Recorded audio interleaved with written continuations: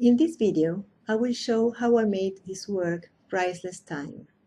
First, I will present some of the windows of the program I used, Ultra Fractal 5, to make easier to understand the process. In the window Fractal, the big one in the middle, is where I can see the results of what I do. The coloring gradient allows me to create and choose the colors I will use. Colors are assigned to points that are those little squares that are marked with green circles. As we see in this case, there are two. One is black and the other is white. In this window, we are going to see the layers with which I create the work. The window layer properties has several tabs. Here is selected the Formula tab. These formulas create the basic shape, and I start from these formulas to create the images of each layer. In the Outside tab, I have access to the coloring algorithms. These algorithms allow me to choose the different ways in which I can color the basic form.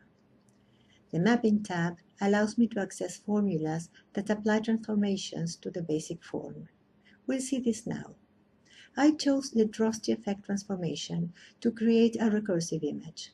This name comes from an old Dutch cocoa that came in a box that had printed in it an image of a woman holding a box of cocoa that had printed in it the image of that woman holding a box of cocoa that had printed, well, we can imagine the effect. I add another transformation formula to make the image a little less stiff. Whoops, this is too much. I modify here some of the values to smooth the effect. This looks better. I change some values in the Outside tab. Now it's too dark. I'm going to correct it. I move the points in the gradient. I like this better. This formula allows me to add textures. As I'm still working in black and white, the texture is very subtle.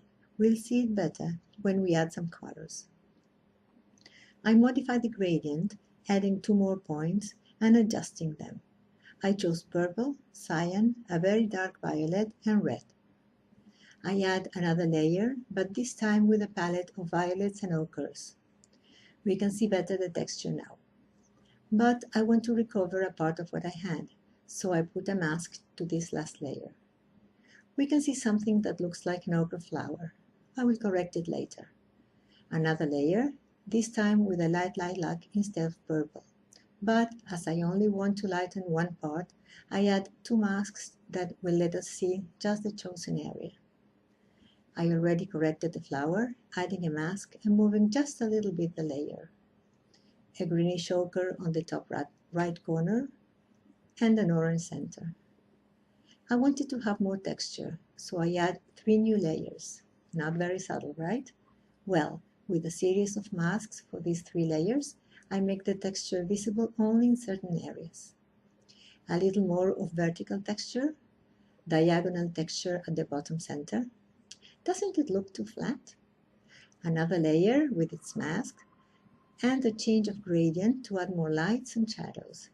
Now it looks thicker, but the colors are too saturated, so I add a gray layer to lower the saturation, but not too much because I want intense colors. Now I begin to add nets that are one of the characteristics of my works. I chose a Dini's surface and emphasized highlighted and shadow areas.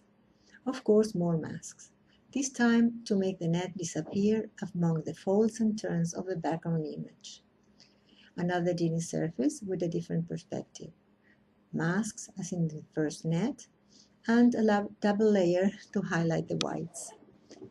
A light in the center, and a layer to darken the edges and give more drama to the work. This is how it looks finished in formula format.